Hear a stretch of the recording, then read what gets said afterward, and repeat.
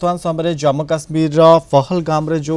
आक्रमण होता ताहार किभली असंतोष देखा देउछि तेबे ए संपर्क में अधिक आलोचना करबा। दक्षिण ओडिशा मुख्य आम सहित जोड़ी प्रकाश पटनायक सीधासलख लाइव रे जोड़ी प्रकाश जो भाव में ये जो घटना बर्तमान समय मर्माहत घटना बर्तमान देखा जाउछि एवं संध्या 6टार मध्य रही बैठक तेबे किभली रही असंतोष एवं ब्रह्मपुर रे कौन रही माहौल संपर्क में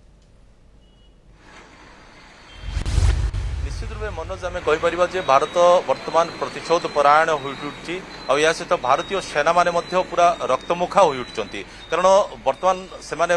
ब्लूप्रिंट प्रस्तुत करुँचे इटार जवाब किपरि पत्थर रे दिया जिवो। एथिपाई गतकाली भारत सरकार अनेक किछि दृढ़ पदक्षेप नहीं पाकिस्तान विरुद्ध रे कारण लुचिचिना गोड़ दुईटा दिशुची बर्तमान सबकिछि जल जल हो जना पड़ी किए यही घटना पछरे मुख्य कार्पेटदार किए किए प्रकृत में भिलेन जना पड़ी। एथिपाई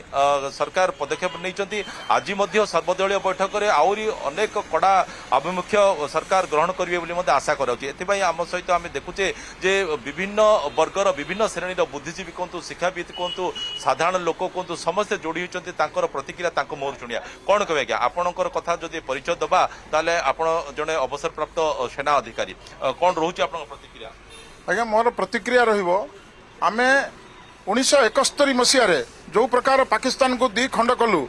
2009 पर्यंत मुंड टेकिवार साहस कर पार नथिला। 2009 रु जो आमे आउथरे पुनर्बार आमे जो प्रकार पाकिस्तान मुंड टेकी आज कम से कम 12 थर ये प्रकार है आपको जोटा कह जाऊँगी ईट का जवाब पत्थर से एक का जवाब 100 से सैनिक जो जन्म हुए ना सी सब एक जवाब 100 रे देवा चेष्टा करे गुली जवाब मिसाइल रे देवा चेष्टा करे। भारतीय सेना कथा जदि कहबा ताले सबु दृष्टिकोण से माने यथेष्ट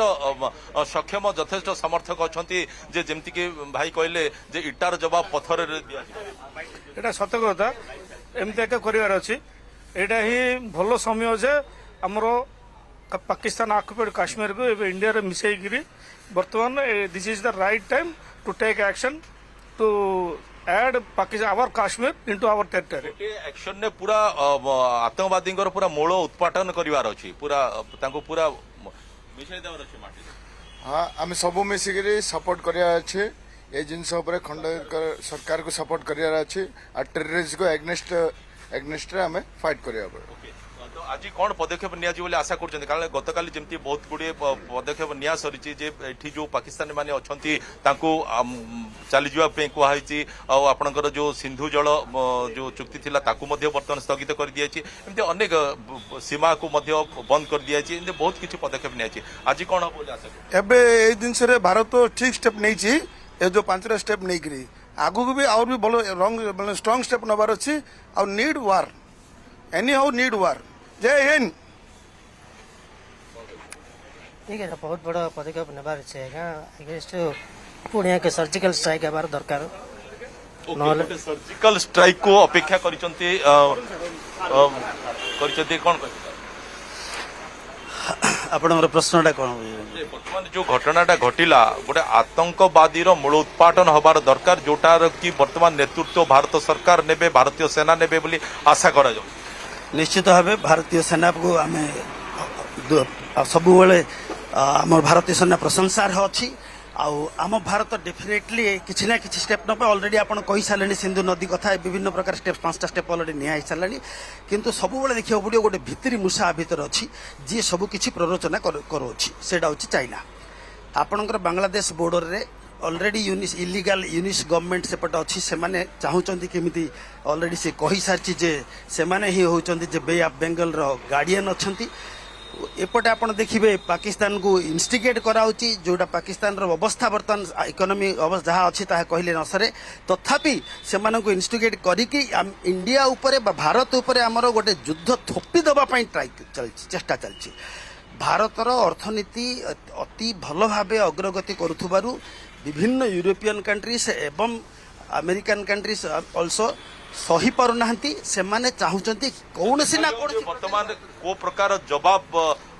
देवे भारत सरकार देवे भारतीय सेना माने देवे कारण गोटे प्रकार रणनीति प्रस्तुत हो गलानी एबे जहाँ चलती सेटा तो ठीक अच्छी किंतु कॉन्स्टिट्यूशन हिसाब रे बा हमरो प्राइम मिनिस्टर जहाँ स्टेप नौचंदी से ठीक नहीं आम मैंने समस्त मिसिकी सब सपोर्ट करवा ताहले हमर हिंदू वंश भी ठीक रहबो ଆମେ ତ କୌଣସି ତାଙ୍କର ବଂଶ ଦେଖିକିରି କି ତାକୁ ତ କାହାକୁ ମାରୁ ଏଠି ସେଇ ବର୍ତ୍ତମାନ ଆତଙ୍କବାଦୀ କେମିତି ମୂଳୋତ୍ପାଟନ ହେବେ, ଆତଙ୍କବାଦୀଙ୍କର ନାମ ନିଶାନ ଯେମିତି ମିଟିଯିବ, ସେ ଉପରେ ନିଶ୍ଚିତ ରୂପେ ପଦକ୍ଷେପ ନେବାର ଆବଶ୍ୟକତା ରହିଛି। ଏଠି ନା ହିନ୍ଦୁ କଥା ଉଠୁଛି, ନା ମୁସଲିମ କଥା ଉଠୁଛି, ନା ଖ୍ରୀଷ୍ଟିଆନ କଥା ଉଠୁଛି, ଏଠି ସବୁ ଭାରତୀୟଙ୍କର କଥା ଉଠୁଛି, ଏଠି ଭାରତ ମାତାର କଥା ଉଠୁଛି। ଏଥିପାଇଁ ସମସ୍ତେ ଗୋଟିଏ ମନରେ, ଗୋଟିଏ ଛାତ ତଳେ, ଗୋଟିଏ ସ୍ୱରରେ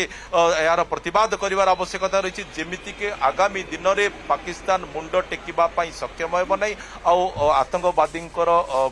ଯୋଉ ଚାଲିଛି ତାଙ୍କର ନରସଂହାର, ତାହା ମଧ୍ୟ ଆଉ ଆଗକୁ କେବେ ହେବ ନାହିଁ। ମନୋଜ। ଓକେ, ନିହାତି ଭାବରେ ଅନେକ ଧନ୍ୟବାଦ ଆପଣଙ୍କ ତମାମ ସୂଚନା ପାଇଁ।